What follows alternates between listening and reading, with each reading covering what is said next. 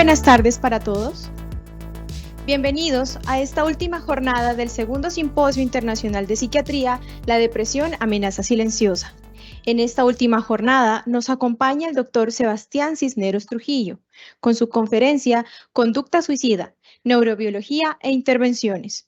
El doctor Cisneros Trujillo es médico con énfasis en psiquiatría e investigación de la Universidad Pontificia Javeriana. Es fellow en Psiquiatría Pública de la Universidad de Columbia y del Instituto de Psiquiatría del Estado de Nueva York. Fellow en Niñez y Adolescencia del Hospital Presbiteriano de Nueva York, la Universidad de Columbia. Así como ha tenido una trayectoria en la División de Imagen Molecular y Neuropatología como investigador científico asociado en el Departamento de Psiquiatría de la Universidad de Columbia y el Instituto de Psiquiatría del Estado de Nueva York. Actualmente es instructor en psiquiatría en la División de Psiquiatría de Niños y Adolescentes en la Universidad de Columbia y en el Hospital Presbiteriano de Nueva York. Bienvenido, doctor Cisneros. Muchísimas gracias.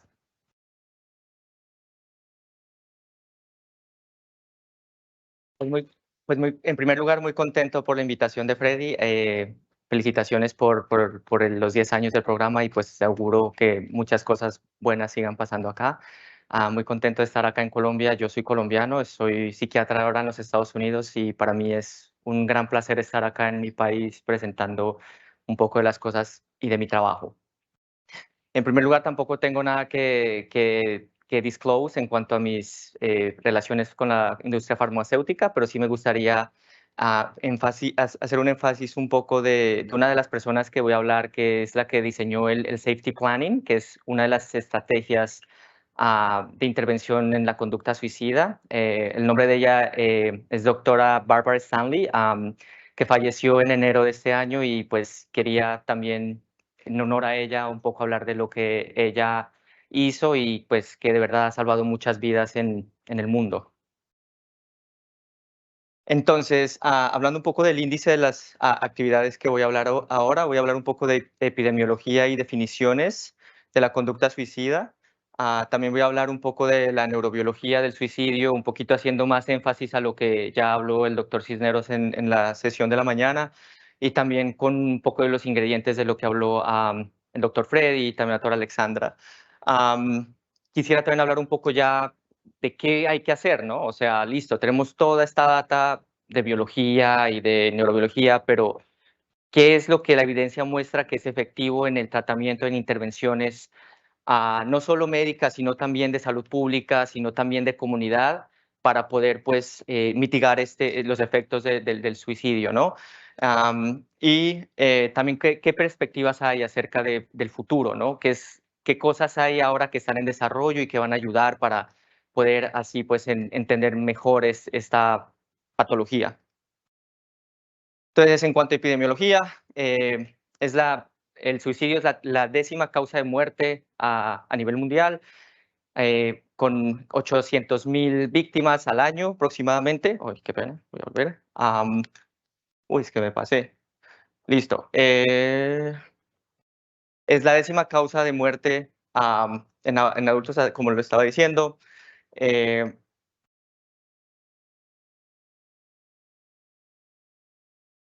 Por alguna razón no me está pasando. Y es la 2ª causa de muerte en los adolescentes y adultos jóvenes. También las tasas de suicidio es importante hablar que han aumentado dramáticamente en los últimos 50 años, en aproximadamente un 300%, en particular en los adolescentes. Entonces, es un problema muy importante, sobre todo en pues, adolescentes y adultos jóvenes.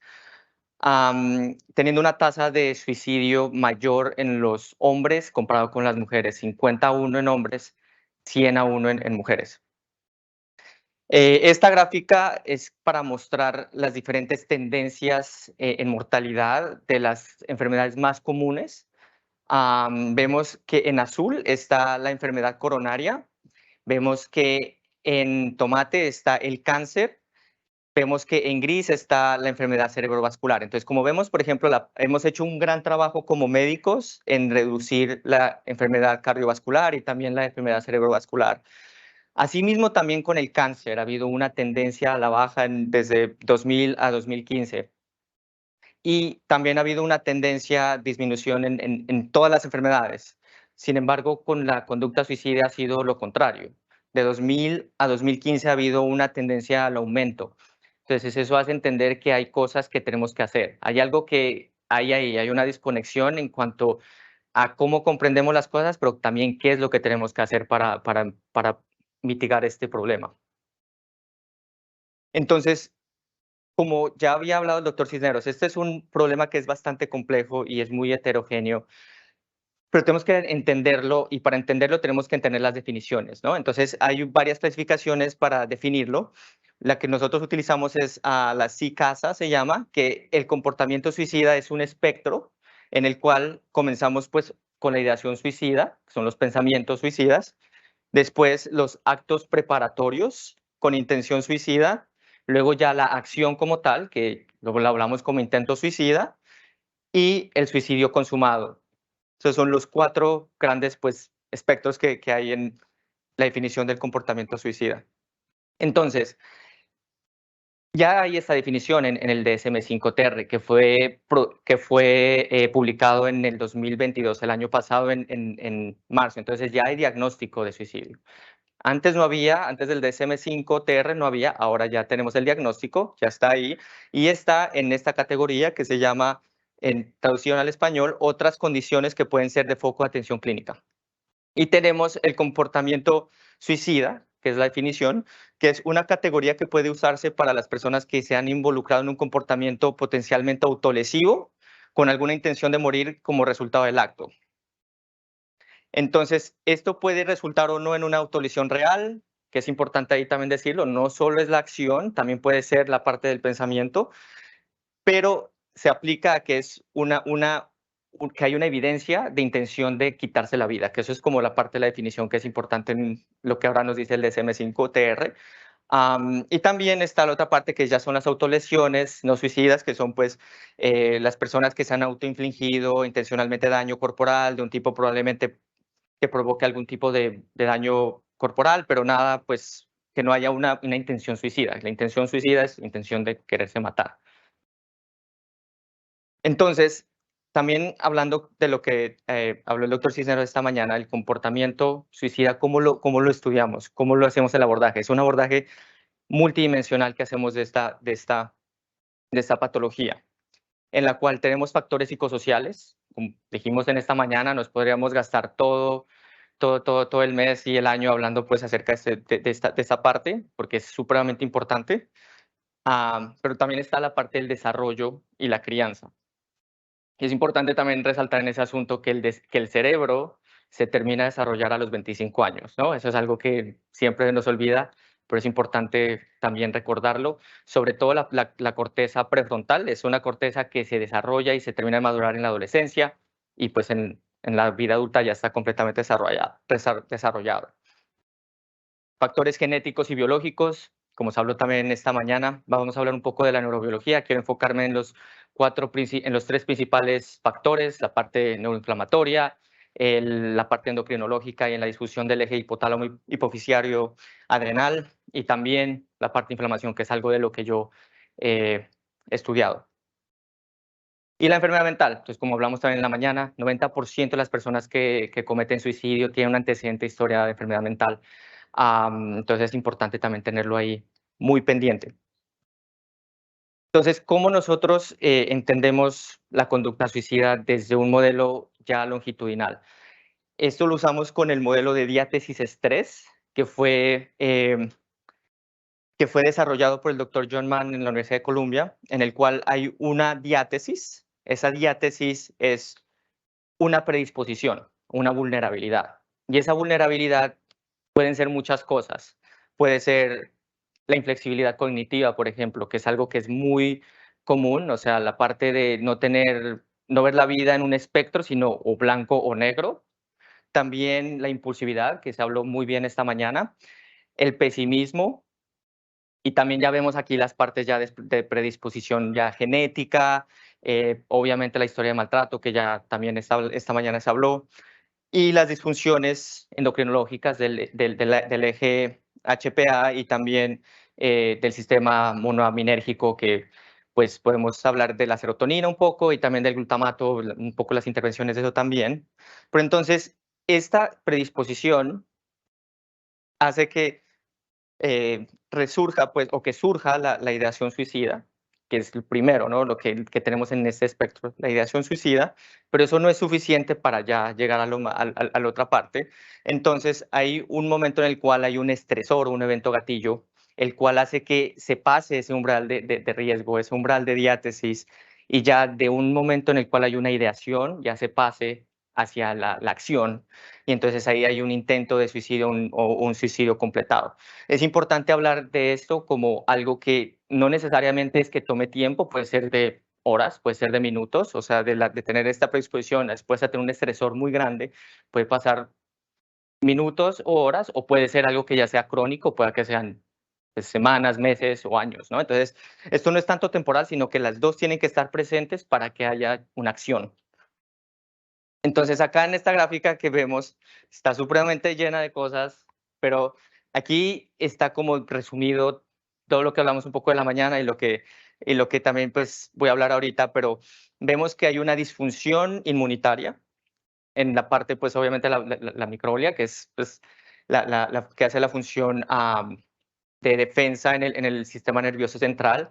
También vemos una disfunción en el eje hipotálamo hipoficiario adrenal, pero también hay una conexión con el sistema monomenérgico, en particular con la serotonina. Acá no puse el sistema glutamaérgico, que es supremamente importante también, pero sí está el BDNF, que es supremamente correlacionado con la serotonina, pero también con el glutamato, y eso es algo que también voy a hablar un poco en cuanto a intervenciones, pero quisiera primero hablar de la disfunción del eje hipotálamo hipoficiario adrenal, que ya creo que pues ya se habló bastante en la mañana, pero yo lo que quería hablar de esto era que este es un sistema que está diseñado para respuesta inmediata. No es un sistema que está diseñado para algo de larga duración. Es para ponerlo en contexto, es un sistema muy primitivo, es un sistema completamente subcortical, no es un sistema de las funciones superiores, o como llamamos de las funciones corticales, que es del pensamiento, de toma de decisiones, sino más bien es un sistema que hace que el ser vivo pueda sobrevivir. Entonces, los animales lo tienen también. Es un sistema que está desarrollado para el escapar o el pelear, así lo decimos en inglés, en el cual hay un estresor. En este caso, por ejemplo, pensemos en el ser humano que está en la caverna, que está ocultándose un animal y cuando llega una jauría de lobos. Entonces, cuando llega la jauría de lobos, ese es el estresor. Entonces, lo que pasa es que se produce en el hipotálamo una sustancia que se llama la CRH o la hormona liberadora de corticotropina. Esta, a su vez, va a la hipófisis anterior, que activa el ACTH, o la hormona adenocorticotrópica, que después va al sistema y activa las glándulas suprarrenales para que produzcan glucocorticoide o cortisol, y esta hormona tiene una función fisiológica que nos tiene que hacer sobrevivir. Entonces, ¿qué es lo que hace? Produce que las reservas de glucosa que están en el hígado, que están en el músculo, salgan y pues estén ahí inmediatamente listas para que las células puedan utilizar eso, y sobre todo pues las células musculares. ¿Qué otra cosa también está ahí? El flujo sanguíneo se va directamente hacia los músculos, se va directamente hacia otras partes, no se va hacia, por ejemplo, los intestinos, porque en este momento no necesitamos absorber alimentos, sino tenemos es que correr, ¿no? Y la otra cosa también, obviamente, optimiza la función cardíaca, ¿no? Entonces, esa es la otra parte que es parte de la fisiología acá.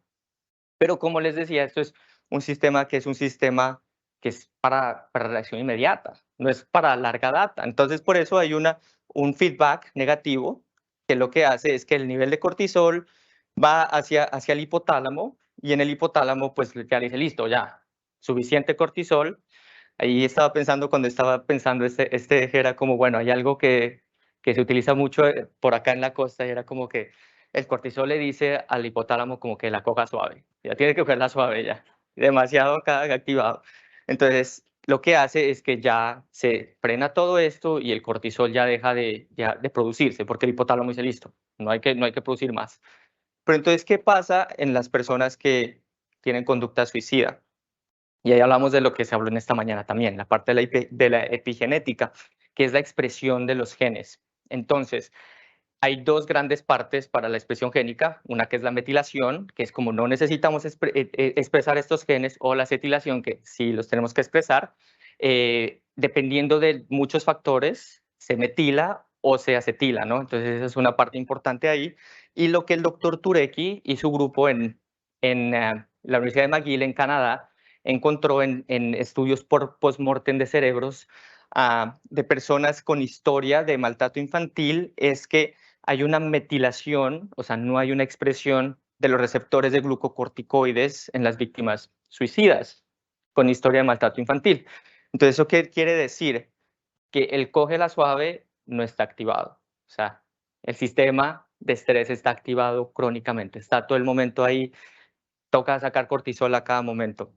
Y aquí también lo que encontraron ellos en los otros precursores de esta parte, que son expresión de RNA mensajero, que quiere decir expresión génica, de otras, de la hormona CRH que les decía, y también de otras hormonas, porque no solo la CRH activa la ACTH como tal, sino activa otras hormonas, por ejemplo, la proopiomelanocortina, que es una hormona relacionada más con pigmentación y con otras cosas. Entonces, lo que quiere decir, mejor dicho, con todo esto, es que hay el feedback negativo o la retroalimentación negativa está completamente dañada. Entonces, hay un sistema, hay un momento en el cual este sistema está superactivado y está crónicamente activado.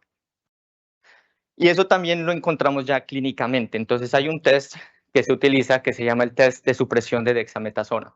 Entonces, ¿qué es la dexametasona? La dexametasona es un glucocorticoide que se da normalmente como como antiinflamatorio, pero lo que pasa en este caso es que normalmente, si se lo pone intravenoso, lo que debería pasar es que los niveles de glucocorticoide o de cortisol deberían estar bajos, porque lo que hace es que la dexametasona va hacia el hipotálamo y dice, listo, no hay que producir más, entonces pues los niveles de cortisol obviamente están bajos, pero ¿qué pasa? En las personas que tienen eh, riesgo de cometer suicidio, eso no pasa. Entonces, el cortisol sigue aumentándose porque, como les digo, no están los receptores de glucocorticoides en el hipotálamo están completamente dañados, no están expresados, entonces no hay supresión. Entonces, así es que le llamamos no supresores a las personas que tienen test de dexametasona. Entonces, ese tipo de personas que no suprimen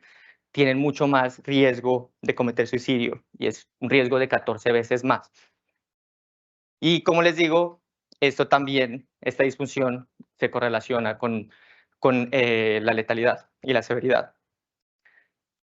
Dentro de otras cosas también que hablamos es la disregulación del sistema inmune. Entonces, en esta gráfica lo que vemos es que hay un estímulo, puede ser un estímulo estresor, puede ser cualquier cosa. Lo que hace es que activa la microglia y esa microglia tiene dos formas de reaccionar. Una forma es proinflamatoria, haciendo el estrés oxidativo, que también hablamos esta mañana, activación del eje hipotálamo hipoficiario adrenal, otra parte que también es antiinflamatoria, pero en general lo que hay es una tendencia hacia la parte proinflamatoria y aquí, para tener todos estos factores, lo que hace el sistema inflamatorio, el sistema inmune, es utilizar lo que dijo el doctor Free esta mañana, que son los RAPIs, que son las citoquinas, las interleuquinas, pero entonces hay varios tipos de RAPIs. Hay unos RAPIs que son como, no, ya, cógela suave, tenemos que calmarnos, no tenemos que correr y hacer todo esto a rápido, sino pues más bien lento. Y otras como no, listo, no tocas pelear acá, ¿no? Entonces, las que son proinflamatorias, generalmente son la interleuquina 1, la 6 y el factor de tumor alfa, factor de necrosis tumoral alfa, y las otras que son como más antiinflamatorias, la interleuquina 10. Entonces, lo que se ha encontrado es que en los niños que han tenido historia de maltrato, hay una persistencia de estas citoquinas proinflamatorias, de la interleuquina 1, la 6, TNF-alfa, Y estas citoquinas, como les digo, ¿no? O sea, además de modular la parte inflamatoria, también modulan el eje hipotálamo hipoficiario. Entonces, todo esto está correlacionado. O sea, no es que cada una cosa está por su parte, todo está correlacionado. Y lo que también se ha encontrado, y es como que en una gráfica que mostró el doctor Cisneros esta mañana, es como esta disfunción empezó con ciertas otras patologías, pero nosotros encontramos que también está en el suicidio como tal. La depresión está asociada con este incremento también, así como otras enfermedades, pero el suicidio como tal también. Entonces, eso es lo que nosotros encontramos en nuestro estudio, que lo publicamos en el 2016, en el cual buscamos varios estudios en los cuales se midieron niveles de citoquinas en las personas con conducta suicida y también con depresión. Entonces, en esta gráfica, que es un poquito ocupada, lo que comparamos es en esta columna las personas que tienen suicidio con depresión mayor versus personas que no tienen suicidio y que tienen depresión mayor. En esta segunda encontramos personas que tienen suicidio con depresión mayor versus controles, o sea, personas que no tienen ningún problema, y las personas que no tienen, solo tienen depresión mayor, no tienen nada de suicidio versus controles.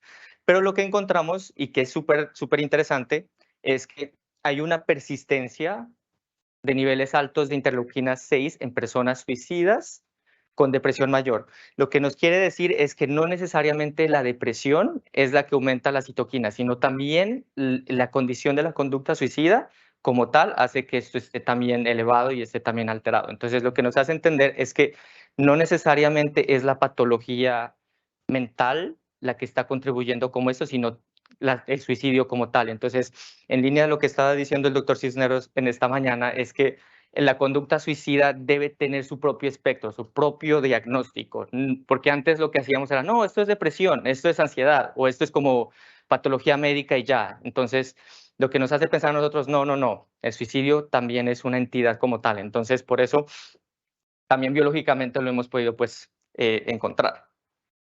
Y entonces, ya hablando y en línea con lo que es la interleuquina 6, hay una correlación positiva con desesperanza y con hostilidad. También hay unos niveles elevados asociados a niveles, intentos de suicidios violentos, y los niveles del plasma también se correlacionan con los altos niveles de impulsividad. Y en cuanto a la disfunción serotonérgica, entonces ya llegando a la parte última, digamos, un poquito para atrás para mostrarles.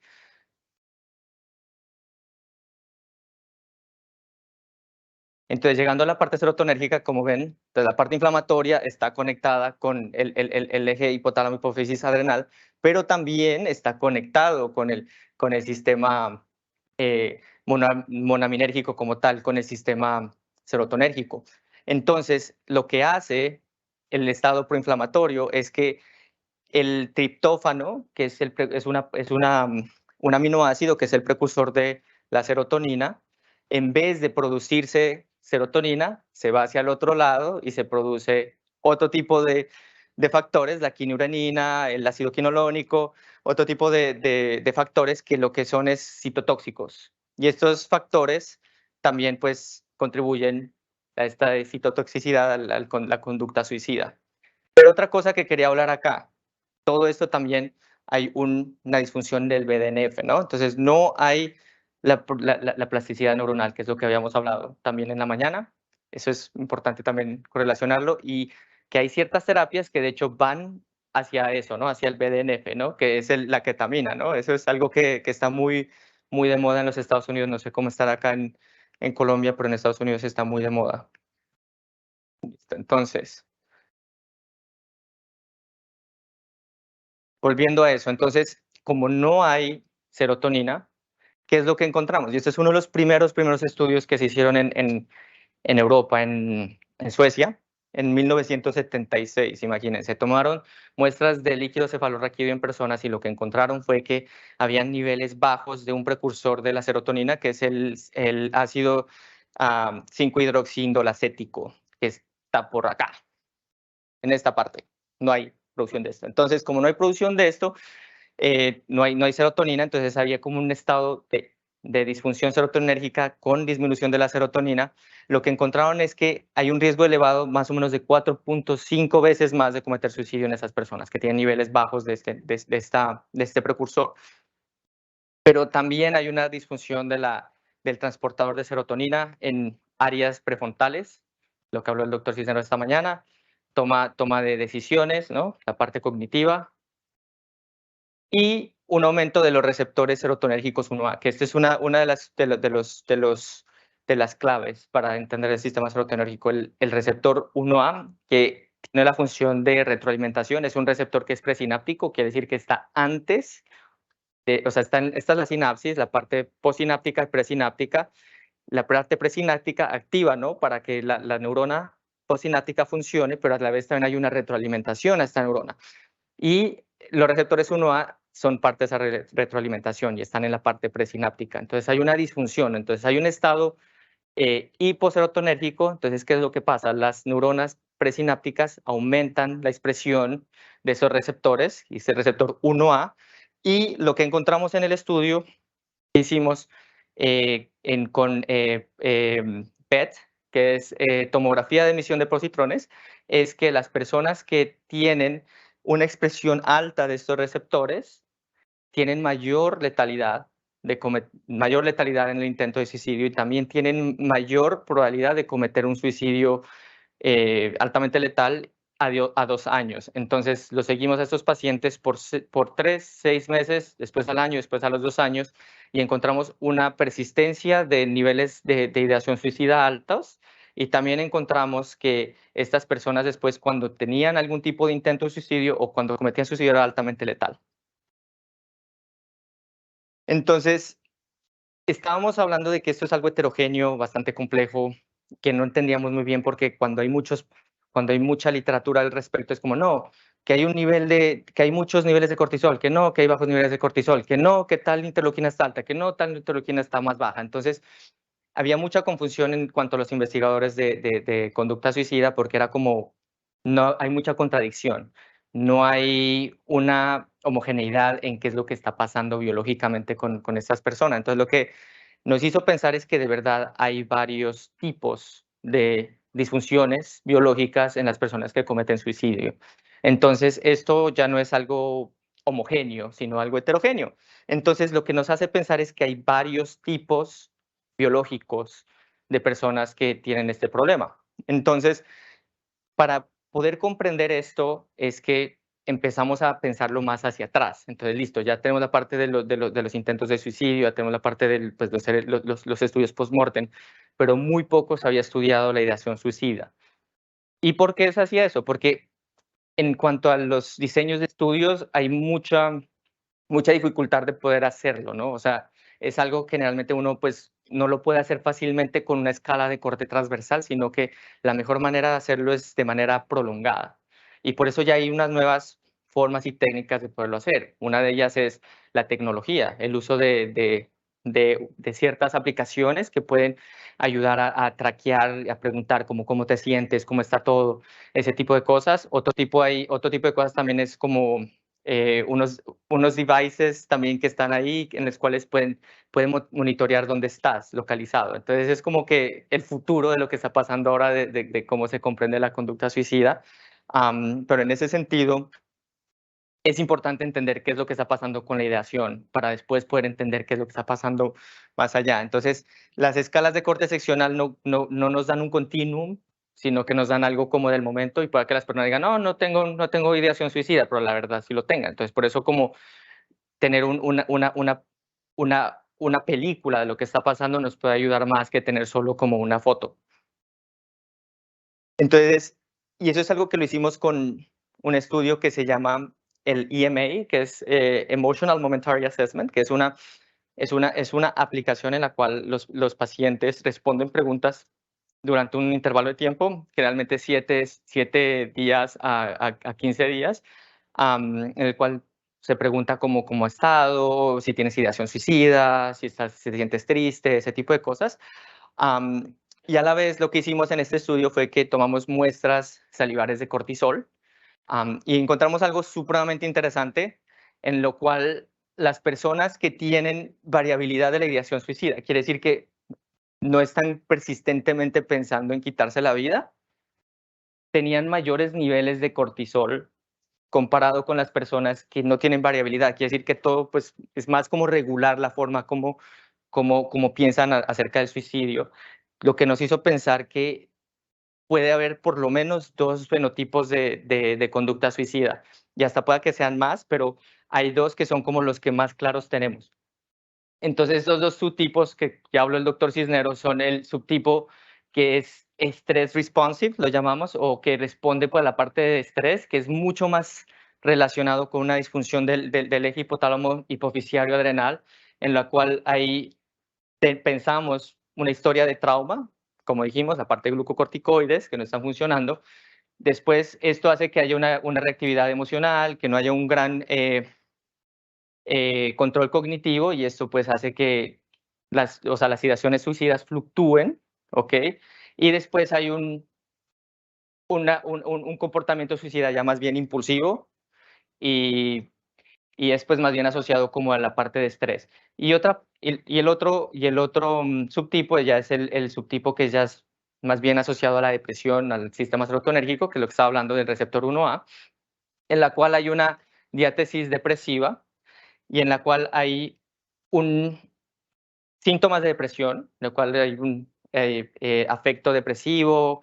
Estas personas generalmente tienen un control cognitivo bueno, o sea, la parte como prefrontal no está alterada, no está impulsiva, sino que es más bien como frío y calculado. Entonces, esas son las personas que pensamos cometen suicidio ya más bien planeado, lo tienen premeditado, planeado, pensado, no lo discuten con otras personas y después ya pues cometen suicidio. Esos son como las personas que a veces pasa que es sorpresivo, ¿no? O sea, como las personas que están como muy felices, que no había ningún problema, que todo estaba súper bien y de la nada terminan cometiendo esto. Entonces es como que pensamos es más asociado como esta diátesis depresiva, disfunción de la serotonina, comparado con la parte impulsiva, es más bien como el eje hipotálamo hipófisis adrenal. Pero entonces, ya mostrándoles como toda esta parte ya como de la neurobiología, de qué es lo que está pasando acá, yo lo que quería decirles es que la mejor forma de hacer esto es que qué hacemos nosotros como médicos, ¿no? Eso va como muy dedicado hacia los médicos, también pues a personal de salud que ve personas con suicidio. Entonces, esta gráfica está como más desarrollada para las personas que están en las emergencias. Siempre es muy importante hacer una evaluación médica a todos los pacientes que vienen con problemas psiquiátricos. Es algo que siempre yo eh, sugiero, con examen físico, laboratorios, y después de esto ya la evaluación psiquiátrica, establecer la severidad con evaluación clínica, escalas, y para así ya después tener un plan, ¿no? Un plan que puede ser soporte, psicoeducación, ejercicio, que hablamos esta mañana también, terapia de soporte, manejo de estrés, ¿no? Pero,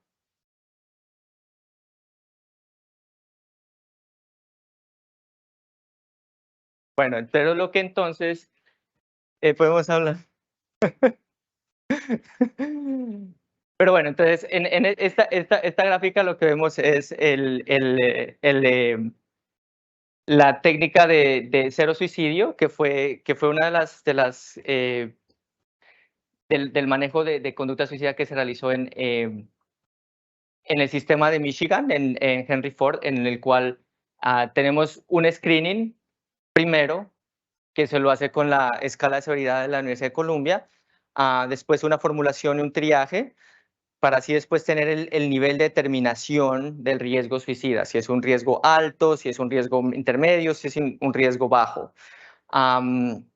Pero entonces, estas determinaciones de qué riesgo hay, si es riesgo alto, bajo, intermedio, no es necesariamente para predecir si va a haber un futuro suicidio, porque lamentablemente somos muy malos para predecir esto, somos pésimos predictores, no podemos predecir eso hasta el momento bien, pero lo que nos ayuda es para hacer intervenciones. Entonces, aquí están las series de intervenciones. Entonces, está primero la evaluación, después la intervención y la monitorización de estas problemáticas. Entonces, aparte de la intervención y de la monitorización, tenemos estas diferentes cosas que tenemos acá. Entonces, está, por ejemplo, si ya la persona, esto ya es como en consulta externa, por ejemplo, alguien que necesita ir al hospital, entonces tenemos que asegurarnos de la seguridad de la persona, obviamente dar psicoeducación, ¿no? Al respecto. Esta parte que es fundamental, el safety plan, que lo desarrolló la doctora Bárbara Stanley, que ahorita en un rato se los voy a explicar. También el incremento de contacto clínico, y ya después ya tener un plan de intervención, ¿no? Entonces, entender más bien qué es lo que está pasando ahí, qué es esta persona que se puede beneficiar más, si se beneficia más de una parte ya como de modificación cognitiva, o si necesitamos hacer más como terapia de soporte, o tenemos que hacer más como intervenciones de regulación del estrés, ese tipo de cosas también nos puede ayudar ahí también. Si también hay un tipo de problema que tenemos que tratar, por ejemplo, hay una depresión asociada, entonces a tratar el tratamiento de depresión, tratamiento de ansiedad, otras cosas también. Y otra parte de la monitorización que se ha mostrado que reduce los suicidios es los chequeos frecuentes. Llamar al paciente, mandarle cartas, mandarle mensajes de texto. ¿Cómo está todo? ¿Qué está pasando acá? Eso ha demostrado que también ayuda, ¿no? a disminuir el suicidio. Entonces, esta evaluación, como les digo, es importante hacer una priorización de los factores de riesgo, entender cuáles son los factores de riesgo agudos, proximales, cuáles son los factores de riesgo ya más bien distales. Entonces, la parte como que precipita ese tipo de riesgos, ¿no? ¿Qué signos de alarma hay? ¿Cuáles son los factores protectores que tiene la persona? Y, como les digo, esto no es para predecir, sino es para desarrollar el tratamiento de plan, que eso es lo que es importante acá. Y lo que nosotros utilizamos y lo que yo les recomiendo es que ustedes utilicen también es esta escala, que es la escala de severidad de suicidio de la Universidad de Columbia, que es una escala que está gratuita, que está en varios idiomas, está en el español acá. La pueden encontrar, si escriben eso, es CSSRS, y ahí lo pueden encontrar la versión en español. Es una escala que es muy comprensiva, en la cual pues uno se evalúa de manera muy detallada el suicidio. Entonces, las dos primeras preguntas que se hacen en esta escala es si hay un deseo de morir. Entonces, primero, ¿has deseado estar muerto o quedarte dormido y no despertar? Primera pregunta. Siempre hay que preguntar estas cosas, no es solo lo que está hablando el doctor Cisneros de la mañana, ¿no? A veces como que nos da miedo hablar de estas cosas, pero el estigma pues empieza a romperse cuando nosotros hablamos de estas cosas, ¿no? No hablar de esto es que hace que también aumenta el estigma, ¿no? Entonces hablar de esto es importante. Y después también pues ya preguntar acerca de pensamientos suicidas activos o no específicos. He pensado matarse sí o no. Y si alguno de los dos está positivo, se vaya con el resto de la intervención. Entonces, la tercera casilla es más bien ideación suicida activa con cualquier método, no plan. Entonces, si hay un método, puede ser cortarse, envenenamiento, uso de arma de fuego. Entonces, es importante. Eso nos da como más el detalle de la ideación, ¿no? Y si esta ideación es activa y si hay alguna intención de hacerlo, ¿no? Sin un plan específico.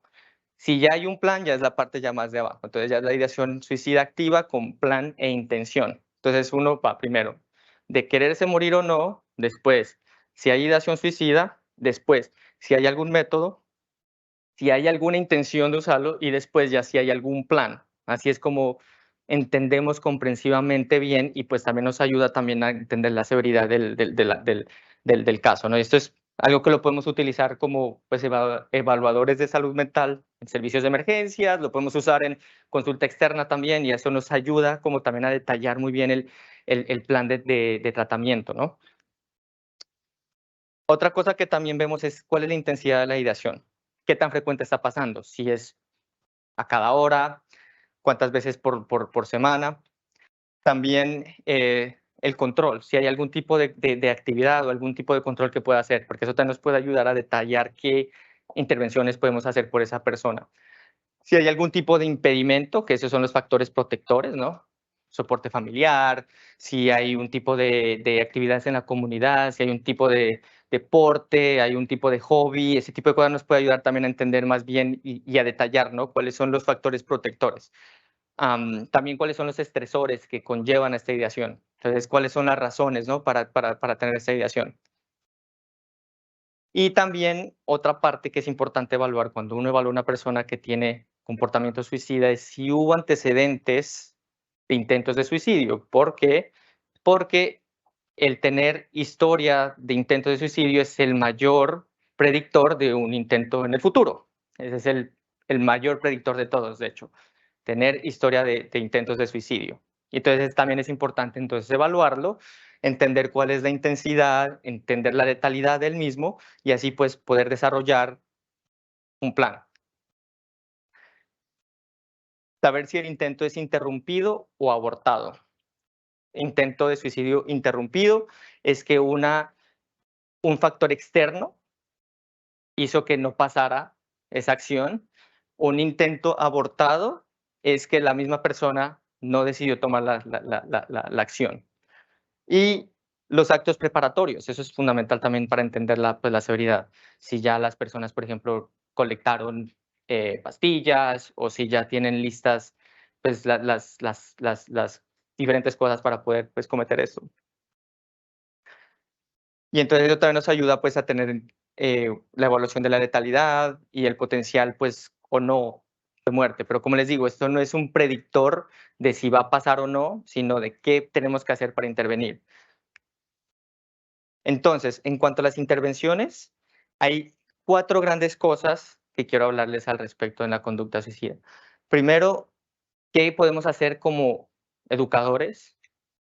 ¿Qué podemos hacer en cuanto a políticas de salud pública?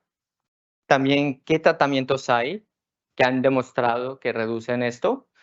Y otra parte que le puse ahí con un cuadradito, pero que es fundamental, y eso va muy en línea con lo que habló pues, el doctor Cisneros también, es el contacto, tener esa sensación de comunidad, de soporte y de apoyo, es algo que también ha demostrado que reduce el suicidio. Entonces, en cuanto a la parte de educación, para las personas que trabajan en la salud mental, nosotros tenemos una gran responsabilidad porque generalmente estos pacientes no llegan a nosotros como tal, sino llegan a otro tipo de personas. Llegan a los doctores de cuidado primario, llegan a los médicos generales primero. Entonces, el 77% de las personas que cometen suicidio visitaron doctores en el año pasado. Imagínense, muchísimas personas consultaron al doctor por cualquier otra cosa y después cometieron suicidio. Entonces, por eso es que les decía, es importante también evaluar, ¿no? La parte de la ideación suicida, preguntar acerca de depresión, preguntar acerca de todas estas cosas. Eso es como lo primero que podemos hacer como trabajadores de la salud para romper ese estigma, ¿no? Entonces, ¿cómo lo podemos hacer nosotros ya desde el ángulo, como nosotros como psiquiatras, ya como personas trabajadoras de la salud mental? Es romper ese estigma, nosotros mismos abrirnos a hablar de esto. Hacer entender a los otros profesionales de la salud que esto es algo que está pasando y que lamentablemente está pues cada vez en alta y que está peor, pero la mejor manera de hacerlo es educarnos y tratar de romper ese estigma, tratar de dejar ese miedo de hablar de esto, del suicidio. Y lo que ha demostrado la ciencia es que si esta educación se hace repetitivamente, si nosotros hablamos de este tema repetitivamente, hay un manejo, una reducción en las tasas, ¿no?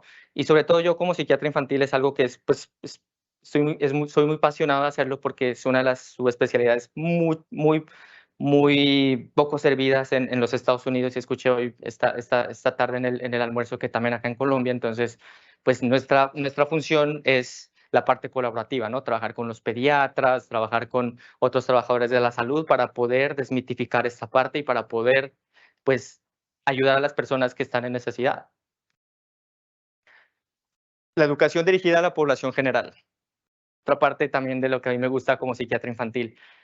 No hay buena evidencia de educación en general, por ejemplo, a las personas adultas, a los padres o a los profesores. No hay beneficio de eso. El beneficio está en la educación a los adolescentes.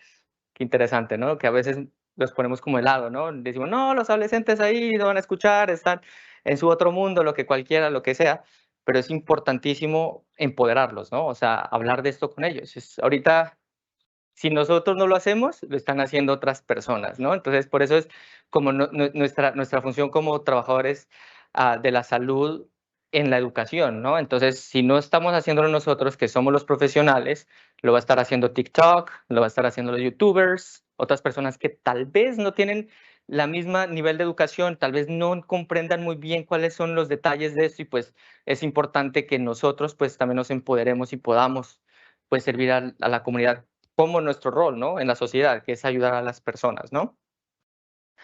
Entonces, en las políticas de la salud pública, esta es una de las cosas que me pareció súper interesante cuando estaba leyendo al respecto, me encanta la salud pública también. Hay un ejemplo de un país, hablando de los nórdicos, ¿no? Que hablamos esta mañana, y es Dinamarca. Dinamarca en 1980 tenía una tasa de suicidio de 38 personas por 100.000 habitantes. Y en el 2007, imagínense, ¿no? Sí, 27 años. Sí. Bajó a 11.4, más de la mitad, más de la mitad. Pero entonces, ¿cuál fue el secreto, no? ¿Qué hicieron los daneses para disminuir tanto el suicidio? Y es que es esta, este esfuerzo de salud pública que se llama the Danish Suicide Prevention Effort, en el cual ellos lo que hicieron fue, primero, las personas no tienen acceso a medios letales, no acceso a armas de fuego. Perfecto, primera cosa. Segunda, incremento de servicios psiquiátricos, 66%, imagínense. En el 2000 aumentaron más allá del 50%. Entonces, más personas trabajando en salud, ¿no? Equipos de prevención, ir a las escuelas, ir a la comunidad. Me encanta lo que yo hago también es por eso, porque nosotros los psiquiatras no necesariamente vamos a estar en un hospital. De hecho, yo soy un psiquiatra que trabaja en las escuelas, ¿no? Entonces, estoy viendo pacientes en las escuelas, no estoy metido en un hospital.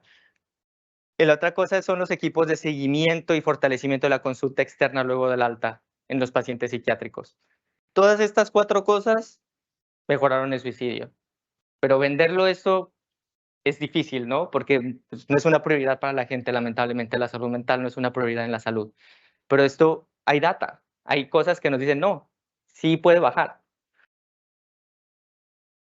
Pero una cosa que, bueno, acá en Colombia es otro problema, pero del país en el cual yo vengo es algo que yo todavía no entiendo muy bien, es cómo hay acceso a las armas de fuego, ¿no? Este estudio, que es un metaanálisis, encontró que el acceso a las armas de fuego aumenta en 3, un poquito más de 3, el riesgo de cometer suicidio. Es una cosa, pero bárbara. Y todos los estudios que hicieron eran positivos. Solo el del 96 era el que no tenía positividad, pero todo el resto positivos. Una cosa loca. 3 veces más riesgo de cometer suicidio las personas que tienen acceso a armas de fuego. Otra cosa que también, como les decía, el contacto. Poder estar ahí presente con las personas que tienen este problema.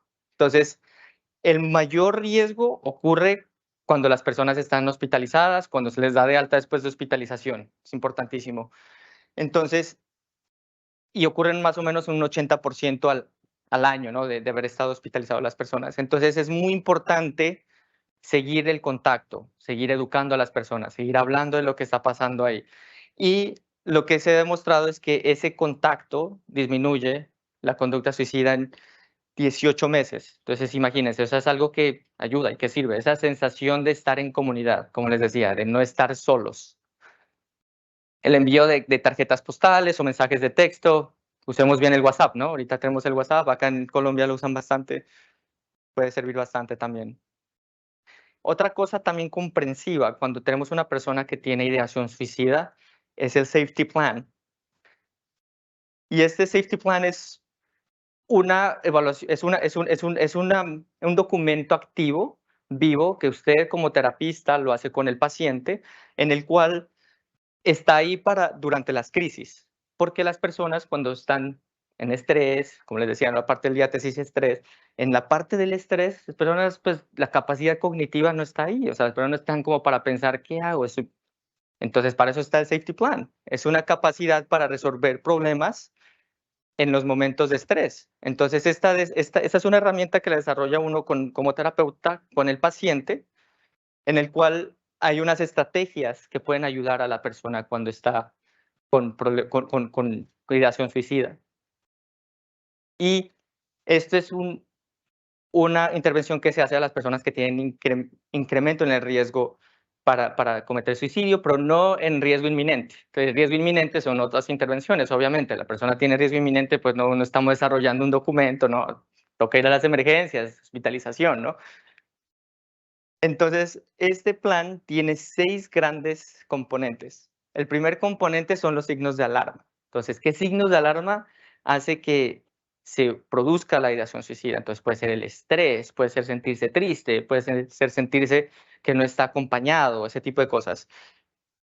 ¿Cuáles son las estrategias internas que uno puede hacer? Entonces, por ejemplo, mindfulness, por ejemplo, técnicas de respiración, por ejemplo, no sé, irme a una cafetería a tomarme un café, por ejemplo, ir a jugar fútbol, ese tipo de cosas. Son como las estrategias internas que uno puede hacer, ¿no? Para poder mitigar esa ideación suicida. Otra parte también ya es como la socialización con fines de distracción. Entonces, por ejemplo, ahí están, en esta parte acá, ya si ven, aquí están los nombres de las personas que uno puede llamar, como no, con esta persona me gusta ir a jugar fútbol, no, con esta persona, por ejemplo, me gusta ir a charlar. ¿Qué lugar? Me voy, no sé, me gusta ir al mall, me gusta ir más bien a un parque, ¿no? Entonces aquí están como los lugares, bien detalladito para que la persona cuando tenga este problema pueda hacer este tipo de cosas.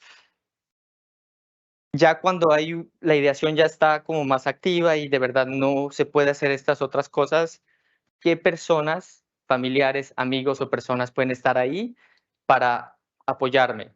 Entonces, esos son como el nombre de familiares o amigos que están ahí en ayuda en crisis. Quinto, el contacto de profesionales de la salud mental. Entonces, ahí está ya los nombres de los terapistas, nombre del psiquiatra. En Estados Unidos tenemos una línea de prevención de suicidio que siempre la ponemos ahí. Ahora hay una nueva línea que tenemos en los Estados Unidos que es la 988. Tenemos la 911, pues, que es la que es para emergencias, pero también hay otra que es para emergencias de salud mental, que es la 988, que lleva un año acá funcionando allá en los Estados Unidos y pues también está ahí en la parte como de contacto. Pero otra cosa que es muy importante que tenemos que hacer como clínicos es qué hacer para poder también mitigar este riesgo suicida. Entonces, es cómo hacer para que nuestro ambiente esté mucho más como seguro. Entonces, tratar de reducir acceso a métodos de letalidad. Entonces, por ejemplo, si hay un arma, por ejemplo, ponerla en un lugar que esté con candado, todas las cosas que son cortopunzantes, no tenerlas al alcance, ese tipo de cosas. También tener un botiquín donde los medicamentos estén bien guardados. Entonces, eso es como parte también del safety plan. Y lo que encontró la doctora Stanley es que esto funciona, reduce los comportamientos suicidas en un 45%. También esto lo que hace es que la gente vuelva a las consultas. Entonces, aumenta el doble a las probabilidades de volver. Entonces, esto es algo que funciona. Súper simple, súper sencillo, nada del otro mundo, pero está bien elaboradito. Y es algo que ayuda mucho a combatir este problema. Otra parte acá es ya terapia, la parte terapéutica, es el DBT o la terapia dialéctico comportamental, que es un tipo de terapia que tiene 4 grandes componentes. Eh, es uno de ellos es el mindfulness, otro es ayudar a tener estrategias para poder sobrellevar el distrés, otra parte es como mejorar las relaciones interpersonales y otra parte es como cómo poder reducir la frustración, tener más tolerancia a la frustración. Esos son como los 4 componentes que tiene el DBT. Súper, no sé cómo lo hagan acá en Colombia, pero en Estados Unidos hay una persona que también está, se llama phone coaching, o sea que si una persona está como con distrés y necesita hablar con alguien, siempre hay alguien disponible por teléfono que explica, no, puedes hacer esta cosa, puedes hacer tal otra. Entonces es un tipo de terapia que es muy comprensiva, que utiliza estos 4 tipos de cosas que les estaba contando y que fue desarrollado por Marsha Linehan, que es una psicóloga que trabaja en la Universidad de Washington en Seattle, ella vive en Seattle, y lo que ella como tal sufre de trastorno de personalidad límite, y ella fue la que desarrolló esto. Y como ven acá, este es el estudio de ella, lo que ella encontró es que hay una reducción en las personas que que intentaron suicidio, una reducción importante de volver a intentarlo.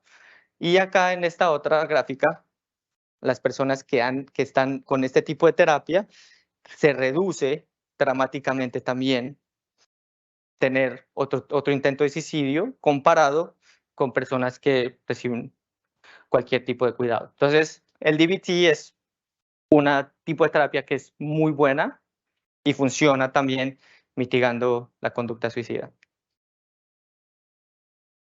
La otra cosa que quería hablarles era de la ketamina. Entonces, esto sí es una cosa que está súper de moda en los Estados Unidos. La ketamina es un anestésico para las personas que no están en la medicina. Es un anestésico que se utiliza generalmente en personas que están inestables hemodinámicamente. Este tipo de medicamento funciona bloqueando los receptores de NMDA, que son unos receptores que están en las células del glutamato, glutamatérgicas. Y lo que hace es que al bloquear esos receptores hay una paradoja, y lo que hace es que el glutamato se aumente. O sea, hay un aumento de glutamato y eso a su vez hace que haya una reacción en cascada que aumenta el BDNF, que es el factor neurotrófico asociado al cerebro, que es lo que hablamos esta mañana, un factor importantísimo, neuroplástico, que aumenta las conexiones dendríticas, hace que las neuronas sean como un árbol robusto de muchas hojas. Entonces es algo que pues, se vio que era bueno. Entonces fue interesante porque al principio, cuando se utilizó la ketamina, se vio que disminuían los síntomas depresivos de manera dramática, de manera rápida. Entonces, el grupo también nuestro de Colombia hizo este estudio que es supremamente interesante, en el cual ellos compararon ketamina versus midazolam, que es un tipo de medicamento que también es sedativo, pero pues tiene otras funciones. Los compararon a los dos para mirar qué pasaba con la ideación suicida. Entonces, lo que encontraron en ese estudio doble ciego, randomizado, es que las personas que reciben ketamina, que está aquí en la gráfica roja, encontramos una reducción de la ideación suicida inmediata. A los 230 minutos, reducción de la ideación suicida, que se mantuvo por 6 semanas, con varias infusiones de ketamina, ¿no? De 0.5 miligramos por kilo, con el doctor Cisneros. Y es muy interesante porque cuando veíamos estos pacientes, era muy difícil el ciego, porque los pacientes eh, tenían una mejoría de los síntomas, pero muy rápida, tenía muy rápida. Y lo que encontraron en el estudio es que sí se mantuvo hasta 6 semanas. Las personas que recibieron midazolam están de verde, después recibieron en open label, se llama, o sea, reciben, o sea, no están randomizados, no están cegados, recibieron la ketamina, y también estas personas que recibieron la ketamina, acá podemos ver, también se les baja la ideación suicida, que se mantiene. En Estados Unidos hay un medicamento que está aprobado por la FDA, que es la esketamina, que no es parecida a la ketamina, pero es intranasal. La ketamina es intravenosa, como antisuicida. Y como vemos, o sea, se puede mantener esa disminución de la ideación suicida hasta por 6 semanas. Supremamente interesante. Y ese es como, por ahí está el futuro. Hay otras cosas que están empezando a hacer también en suicidio, que es con lo de la psilocibina, que es la parte de los hongos, eso es, los mushrooms, en los hongos, y eso también es algo que está ahí en estudio. Entonces, ¿qué perspectivas tenemos hacia el futuro? Como decía el doctor Cisneros esta mañana, es una perspectiva más hacia una psiquiatría de precisión. ¿Qué quiere decir eso? Ir más hacia qué es lo que está pasando con cada persona. Y eso es algo que yo creo que es bueno, en cuanto a que va muy en línea de lo que es la psiquiatría, ¿no? Porque nosotros, pues, a comparación de otras especialidades médicas, somos muy únicos en cuanto a que, pues, la depresión de una persona es muy diferente a la de otra. La diabetes tal vez no tanto, pero la depresión sí, o sea, o la ansiedad también. Es tan individualizado, tan de cada persona, que irnos más hacia una precisión, hacia qué es lo que está pasando con cada individuo como tal, pues nos puede ayudar mucho más a entender qué es lo que está pasando. Pero para entender esto tenemos que hacer esta parte que les decía hace un rato, que es dejar de hacer este tipo de estudios de corte transversal, de solo una escala y ya, sino algo más de largo plazo, que eso es ya la parte como de la evaluación ecológica momentaria, también la parte ya de fenotipicación digital, que eso es supremamente interesante y loco. Lo que están haciendo ahora algunos investigadores es que te ponen en tu teléfono una aplicación en la cual a ti te rastrean todo lo que haces en tu teléfono. Entonces ahí miran dónde vas, miran qué aplicaciones usas, miran cuánto tiempo estás en el teléfono, mira qué tipo de videos usas, todo ese tipo de cosas, como para poder entender qué factores hacen que pues esta parte, ¿no? El suicidio esté presente. Entonces hay como un dilema ético ahí también, ¿no? Porque pues la privacidad, ¿dónde está, no? Entonces es como una cosa ahí como balancearlo, ¿no? O sea, ¿esto va a ayudar, sí o no? Y pues cuál es la ética en ese sentido también, ¿no? Y también otros métodos investigativos. Estamos en la era del machine learning, del chat GPT y todo esto, que eso ya vino para quedarse, eso no se va. Y entonces eso también puede ser algo bueno también en cuanto a que si se lo usa de manera beneficiosa, puede pues hacernos entender mucho mejor qué es lo que está pasando con ciertas cosas, incluyendo el suicidio. Otras cosas también ya son las métricas de sesgos implícitos y también mucha más tecnificación de las neuroimágenes. Entonces ya hay muchos marcadores más elaborados para poder entender otros sistemas como el sistema inmune, como el sistema serotonérgico, sistema de dopamina, otras cosas así también. Entonces es un futuro muy promisorio. Yo creo que escogí uno de los campos que tienen muchísimo futuro y muchísimas áreas para poderse desarrollar y eso es lo que estamos pues aquí en investigación. Y eso era lo que les quería hablar hoy. Muchísimas gracias.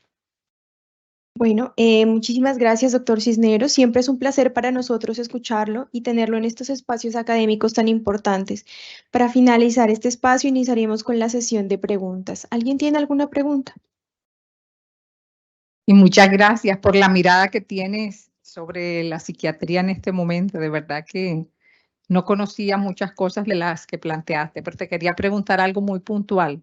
¿Tú considerarías el cutting hoy día como un predictor, digamos, de un acto, de una conducta suicida? Porque es que se está viendo mucho, sobre todo en niños, casos de cutting y posterior a eso entran en otro tipo de facetas o de fases, o no sé cómo las llamarías tú, que ya se está mirando más como primero una ideación y luego ya un acto. Sí. Entonces, eso es bastante preocupante. Por supuesto. No, muchísimas gracias por la pregunta. Y eso es algo que todavía nos falta entender más, o sea, este tipo de lesiones autoinfligidas y qué función tienen. En ese sentido es muy importante entender la función, ¿no? En primer lugar.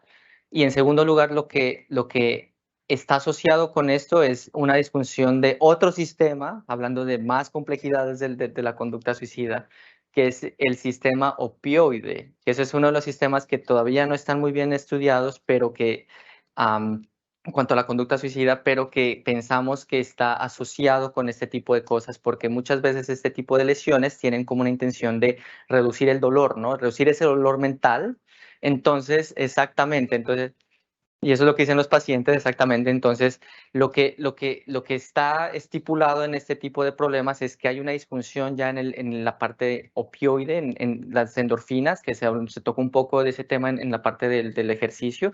Hay una disfunción de eso que también está asociada con el resto de las cosas que mostré y que muy posiblemente también pueda llevarse hacia la parte de suicidio. Lamentablemente, pues yo como psiquiatra infantil lo veo cada vez más frecuente y es muy triste en cuanto a que sí, hay como más riesgo para ya hacer ya la parte ya de conducta suicida como tal, pero sobre todo que es como una función maladaptativa para poder mitigar ese dolor mental, ¿no? Y eso es algo que también uno trabaja mucho en el DBT, en la parte de distrés, de tolerancia del distrés, de poder tener otro tipo de mecanismos para poder sobrellevar ese dolor, ¿no? Y eso es algo que también dentro del DBT, ¿no? Está ahí y eso es algo que funciona, ¿no? Como para mitigar ese problema.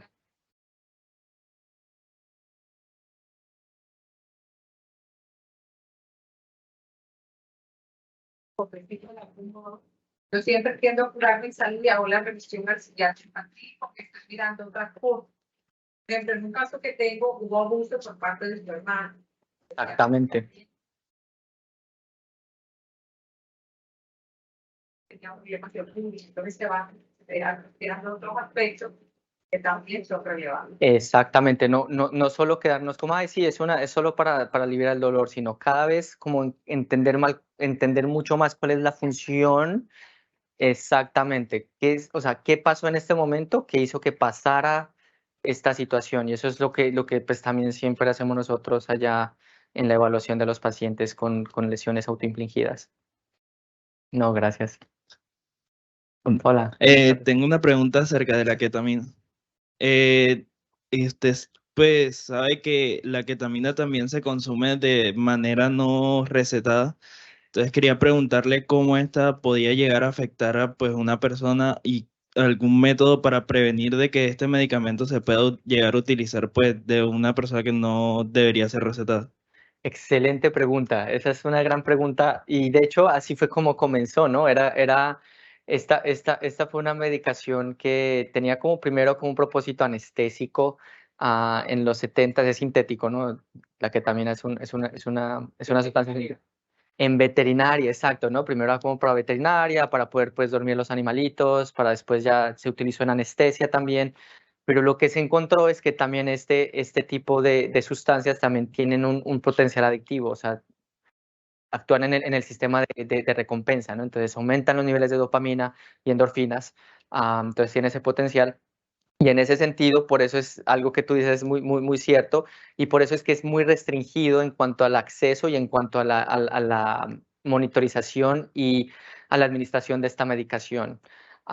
Por eso es que solo en Estados Unidos solo está aprobada la esketamina intranasal y no, por ejemplo, la ketamina endovenosa o otro tipo de cosas, porque está ese potencial. Entonces, sí está ese potencial ahí.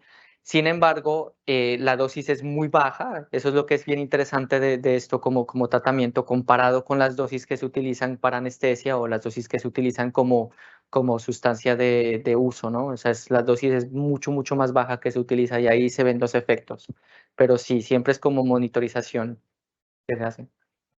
Claro. Perfecto, cuando ketamina lo trajo a Colombia la par Davis. Entonces, el visitador médico que brindaba en ese momento la visita médica de los medicamentos humanos tenía el compromiso también para la parte veterinaria. De par Davis, usted fue muy respetuoso de no nombrar par Davis.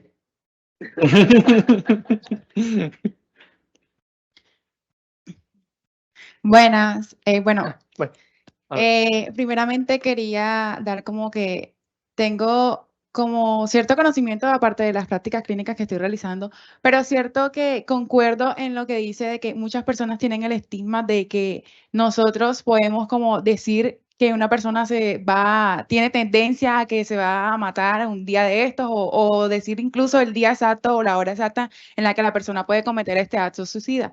Y también incluso llegaría a pensar y a decir de manera de que los médicos ni siquiera pueden predecir exactamente la hora en la que una persona puede llegar a morir, ¿cierto? Entonces es como que esos estigmas que tienen las personas de que podemos decir en qué momento o que cierta persona puede llegar a matarse es completamente como innecesario decirlo porque las personas, bueno, esos conocimientos que tienen no son los adecuados.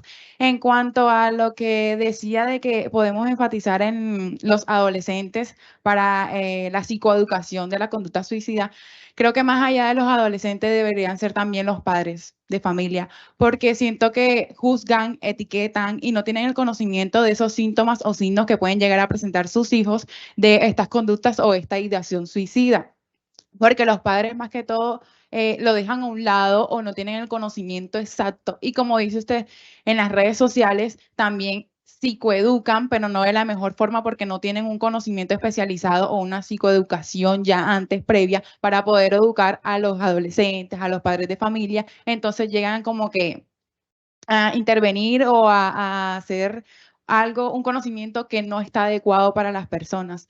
Y la pregunta ahora sí es, en cuanto a la escala que usted mostró, quería saber de esas preguntas son como muy confrontivas, muy directas a la persona. ¿No podría, de cierta manera, verse reflejado en los resultados de las personas de evadir o de no querer responder esas preguntas al ser tan confrontivas? no, por supuesto, esa es una gran pregunta también. Y yo, o sea, yo no hago las preguntas así como al pie de la letra.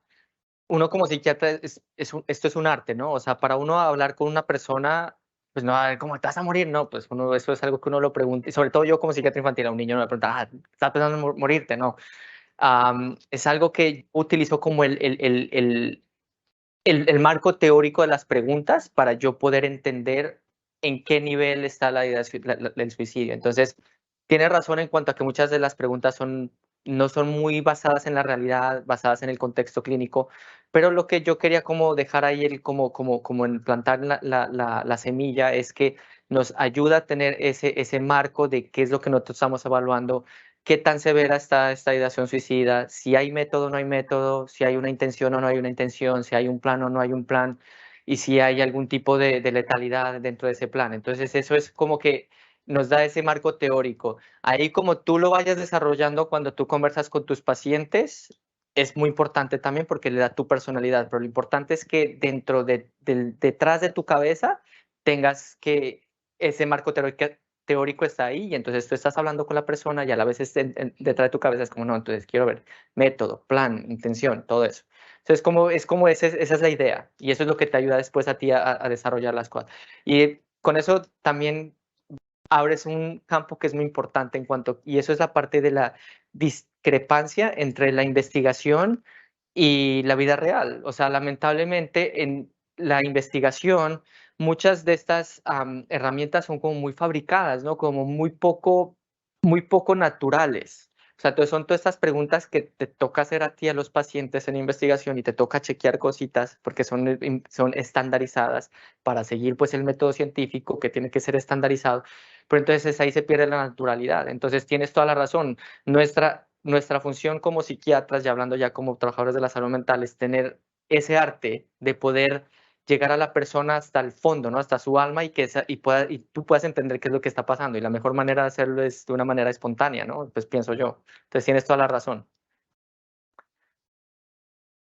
Claro. Muchas felicitaciones por la oportuna y brillante actualización. Una pregunta concreta con relación al carbonato de litio. Su poder real, su mecanismo de controlar la ideación suicida.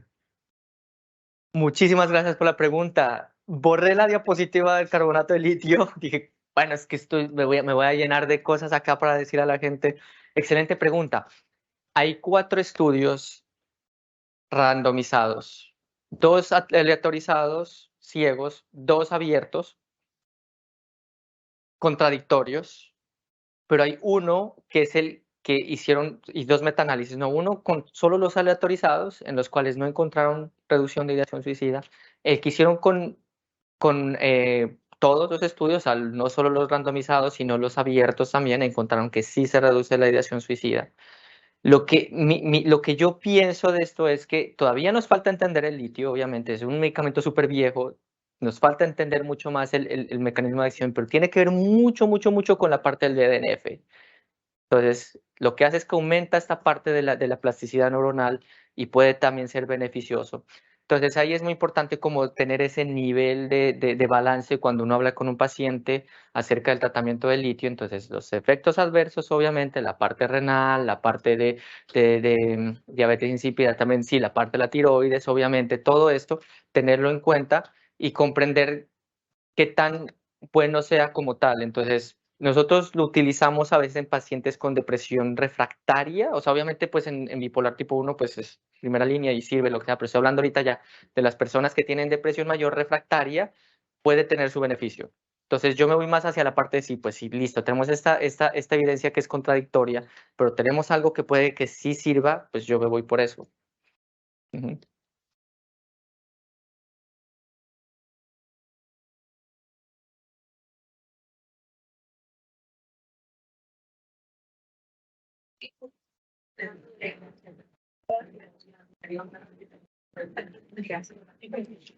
Doctor, primero que todo, felicitarlo. Excelente ponencia. Gracias. He estado leyendo sobre, digamos, nuevos abordajes con respecto a los, digamos, tratamientos o manejos que se están dando digamos, de tipo hospitalario o semi-hospitalario, no tanto con medicación, sino creando ambientes, digamos, entornos familiares, con disminución de estímulos que hasta donde he leído se utiliza más que todo en pacientes que tienen como esos ataques psicóticos, pero que también en algunos países lo están usando en manejo de depresión que se han asociado a intentos suicidas. ¿Tiene alguna experiencia, digamos, con respecto a este tipo de manejo en donde también capacitan no solamente a los familiares, sino también tengo entendido que incluso a familiares de pacientes que han tenido buena respuesta y que apoyan incluso el manejo de, no de familiares directamente, sino de pacientes? O sea, si ha tenido, digamos, alguna... Gracias por tu pregunta. Sí, eso es algo que es muy común en el sistema de los veteranos en los Estados Unidos, que de por sí pues también tienen un riesgo incrementado de suicidio, las personas que fueron combatientes de guerra o que sirvieron en la milicia en los Estados Unidos. Y lo que hay en estos programas es que son personas que son generalmente de la comunidad, que están entrenadas para ser sponsors, se llaman, que son personas que son parte de la comunidad, que tienen educación en salud mental y que lo que hacen es que es esa parte del contacto, lo que está hablando ahí. Y sí se ha demostrado que eso colabora mucho en reducción de suicidio, pero sobre todo también en manutención de sobriedad y también de disminución de uso de sustancias. Entonces tiene esa dualidad, o sea, ayuda también en la parte de suicida, pero sobre todo también ayuda en la parte de uso y de sustancias y adicciones. Entonces sí, es algo que funciona y es muy común en el sistema de los veteranos.